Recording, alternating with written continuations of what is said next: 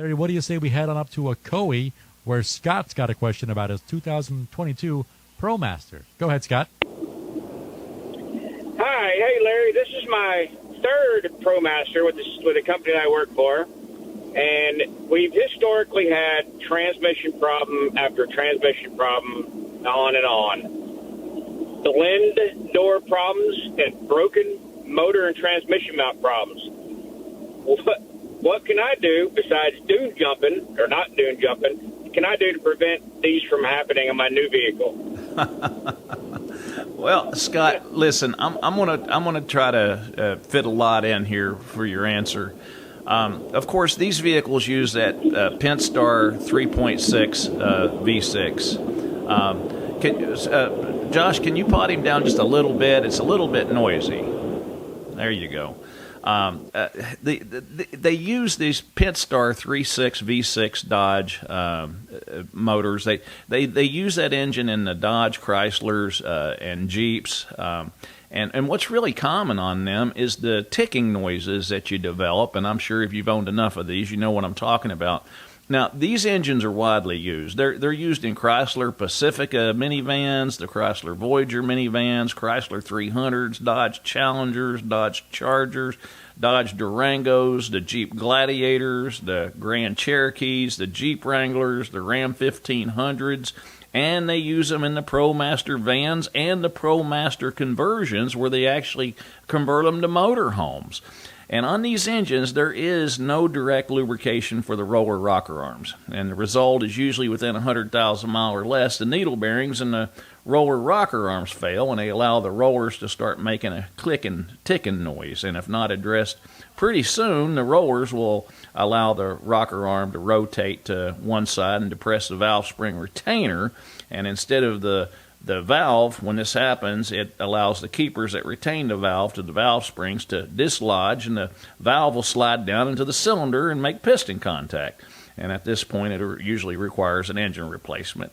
If you hear this noise and you can get them taken care of soon enough, a lot of times replacing the rocker arms will prevent the whole entire engine failure. When we get these in where the rocker arms are starting to fail, what we wind up doing is usually get the rocker arms replaced, and then we'll go and we'll instead of that 020 oil, we'll put in the AMSOIL 0W30. Now you got to remember, with a polyalpha-olefin synthetic oil, what winds up happening is that oil has the ability to run to heat and friction, as opposed to getting hot and thin and running away from it. And that's what keeps those needle bearings and those rockers from failing and causing the engines to fail. It's a simple solution, but nobody wants to listen or to go to that extra effort. But it does the same thing inside of a transmission. Once you got something in there that runs to heat and friction, and keeps the seals conditioned and keeps them from getting hard and brittle, and the fluids start bypassing, you've got components that can just about last forever. But it's all because of lubrication, every bit of it. And the thing is, when it comes to fleet vehicles like yours, Scott, what it is, it's everybody's wanting to look at the bottom dollar instead of the end result, and that's a problem. You can't save money on using lesser or inexpensive lubrication. On any of those vehicles, it's going to save the company a lot of money just by simply going and switching them all over to a product like AMSOIL. And I don't sell 20-weight oils, and that's what's required in those 3.6s. And, so anybody that's got one of those vehicles that I mentioned with that 3.6 in it, I'm telling you, change from what you're using for engine lubricant to the AMSOIL 0W30 if you're not already using it.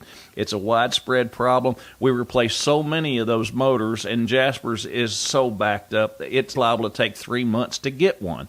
That's the reason I say, just run the AMSOIL and avoid the problem to start with. I mean, you're talking run AMSOIL or either be facing a potential $8,000 or $9,000 engine replacement. It's just not worth it. Run the AMSOIL and be done with it.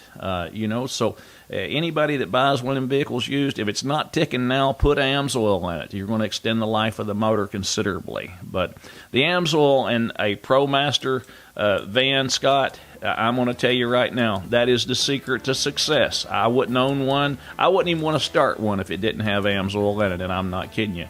Thanks for the call, and you have a wonderful weekend. Thank you so much, Scott. That opens up a line for you to get on the air with Larry Perry, 844-580-932.